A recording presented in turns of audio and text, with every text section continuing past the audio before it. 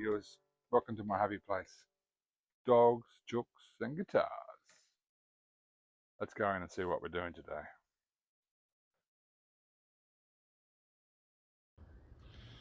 G'day viewers, what we're doing today is binding. And if you're ever going to need full concentration and a packet of chewing gum to intensify that concentration, this is when you're going to need it.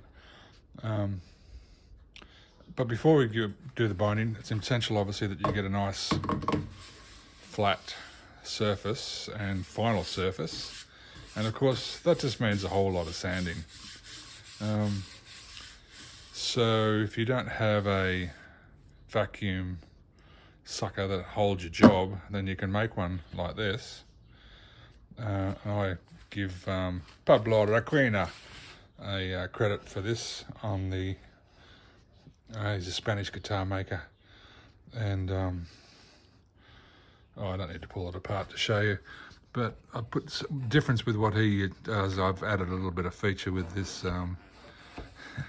this cork either side, and obviously this wedge there and there, which is cork lined as well, so that gives it some protection.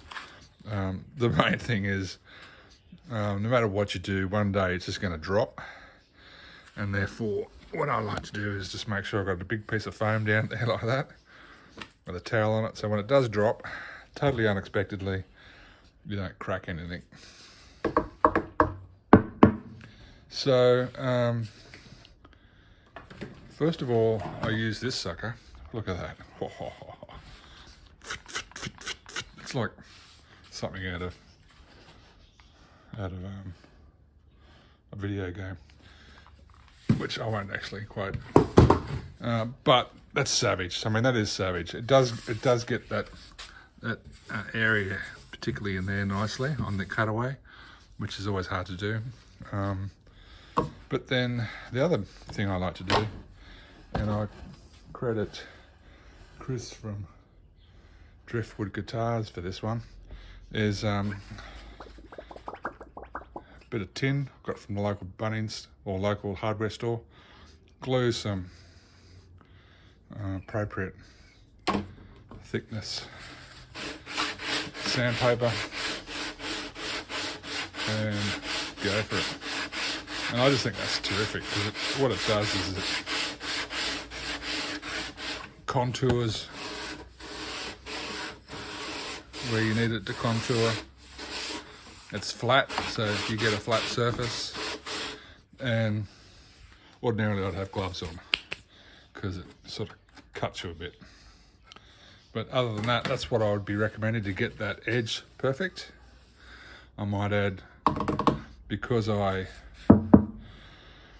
use lacquer or shellac, I'm going to run a bead of shellac around there just to tighten and firm up the end grains, so that when I do run the route around it, it doesn't split anything off. So what I use, I don't use the jig, I just use the old school method, which is not something I see very often actually on the internet. You need I think a good handheld router, and that is a good handheld router. It cost me like $100 on the internet. It was worth nothing. It's a Viva, whatever that is, but it was cheap. I should have bought two. And these little bearing suckers. So where's the instructions? I got this from old mate Stuart McDonald, and with that you determine what the thickness of your binding is going to be. Sorry, thickness, not width. And I take it, I think I got 2.1. Yeah, 2.1 is good.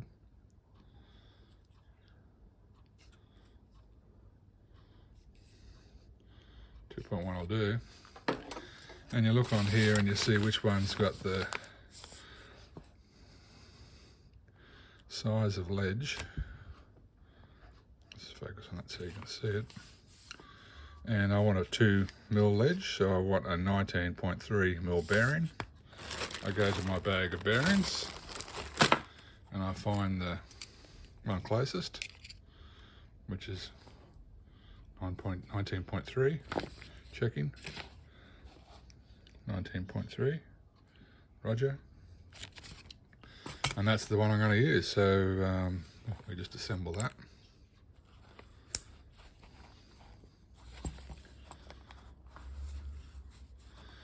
And then drop that into the router and route away.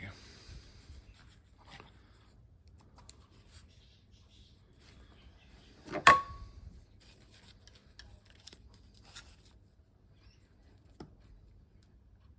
I'm going to do the back first, which is just one cut.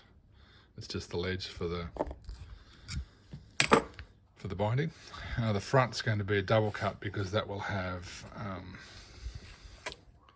obviously the edge, the purfling, and then the binding. So that's the purfling there, and that's the binding there. So that'll be double cut, but that's the front. Let's do the back first. I'll get to that. Thanks. So the next thing, as I suggested earlier, is to just tie my rubber up a bit.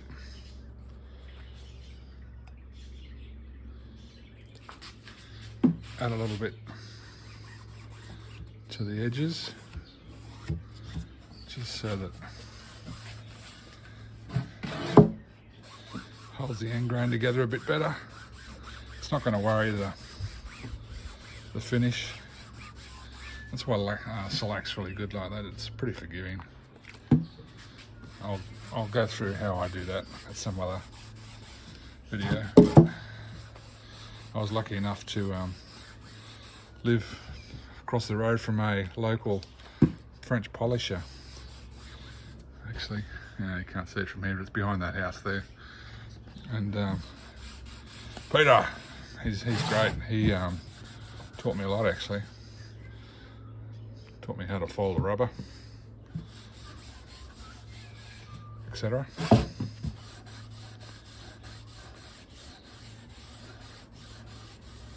That should be enough.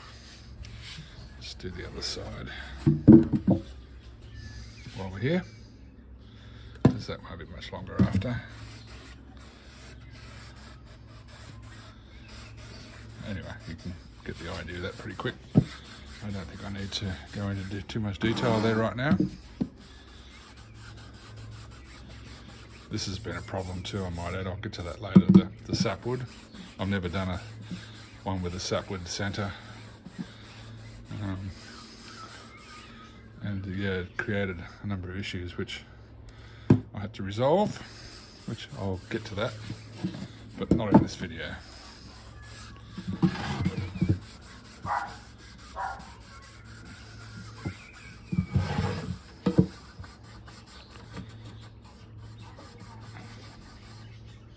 Sorry, this is shaking everywhere. It's not a very good setup. There we go. The obvious thing to remember here is the direction of the grain and what you're going to cut first. So imagine if you were, say here, if you were to be cutting this way, the grain's going, if you stuck a chisel in there, it's going to dig out, isn't it? Whereas if you stuck a chisel in here, it's not going to dig out. So it's pretty obvious then, if you consider the direction of the grain, where you should be cutting first. And then not there, but here. And not there, but here. Well, not there, there. And then not there, but there. So it doesn't hurt to mark it, just so that when you're in the heat of the moment, you remember where you should be cutting. And so a cut there first, a cut there first, a cut there first, and a cut there first, going clockwise, and then a full cut all the way around, going the opposite direction, anti-clockwise. If that makes sense. Let's do it.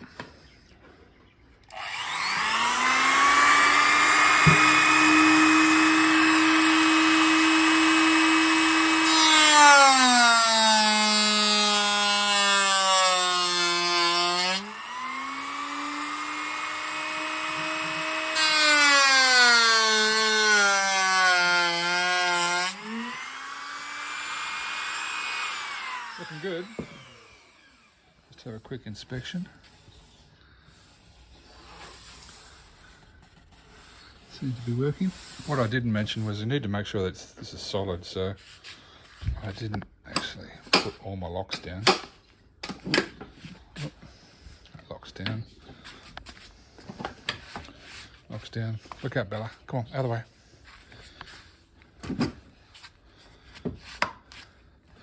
Yeah, that's better. And using the right radius for the front. So that's my 8 metre. Sorry, that's my 8 metre radius. And that's not going anywhere. What's going to happen is the radius is more likely to move. So carry on.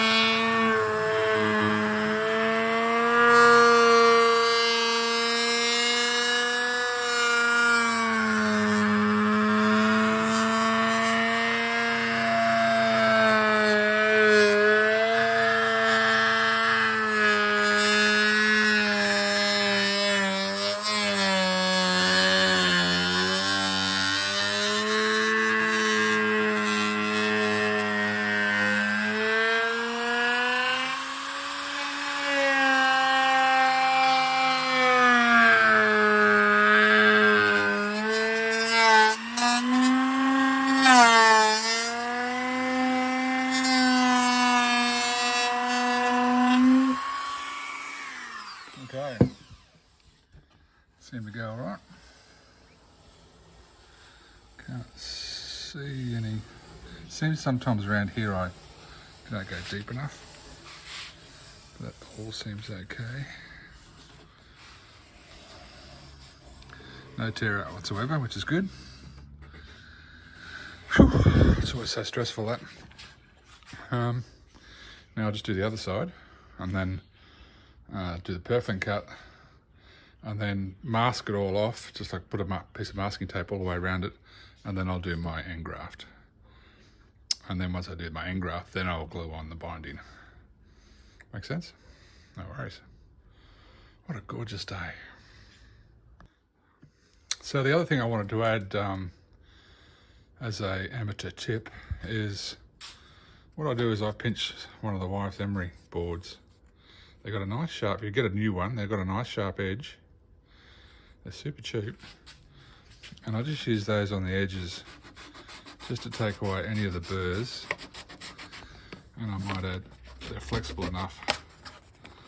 Well, not quite flexible enough to get into that bend, but you got the round edge to get in there. And it just takes away all the excess. and make sure that she's nicely squared up and smoothed out. Obviously, because I'm doing an arm bevel on this area here is going to be a bit different, but we'll get to that. Get out of there. Life in the suburbs, isn't it great? In Australia anyway. At least the Russians aren't bombing us. Okay, cool. Just wanted to show you that. Okay, so what am I doing now? I'm doing the Purfling. So that's the Purfling I'm using. It's just a black on white, black, white, black. So the thickness of that is 1.76, 1.72, 1.77, let's say. I'd rather go less than more. If you go too much, then you can't fill it. So let's go to 1.7. So 1.7 plus the thickness of the binding, which was 2.7. 3 comes to 3.8. Yeah, check. So then I go to my master bearing selection guide, looking for. Okay, 3.8 is the cut for that one, and 15.75 is the bearing diameter. So I go through my bag of bearings, and 15.75. Oh, that's the sucker there. So then I just need to put that into my doohickey. I've lost this.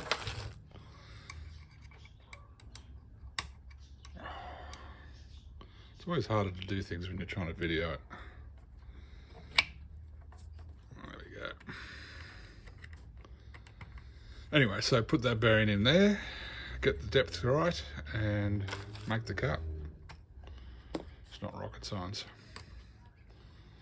Or as my mate Chris over at Driftwood Guitars would say, it's not rocket surgery.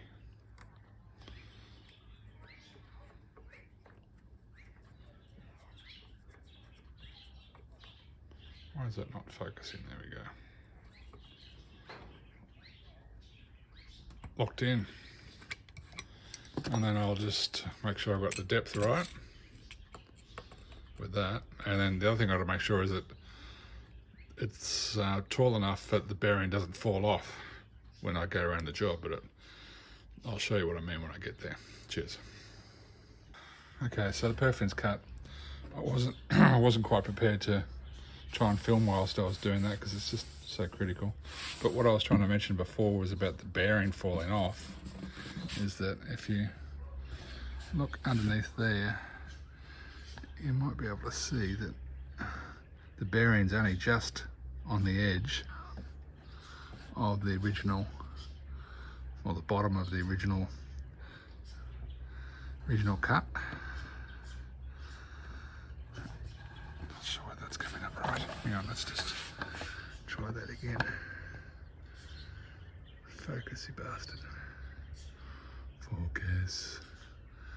Anyway, my point is, if that was too far up, then that would fall and cut like that. Not that that's going to happen, but you don't want that to happen, obviously. Is my point. Other than that, I'm happy enough with that. I think that's worked well. As I said, I'll just take that off now and prepare the end graft. Happy days.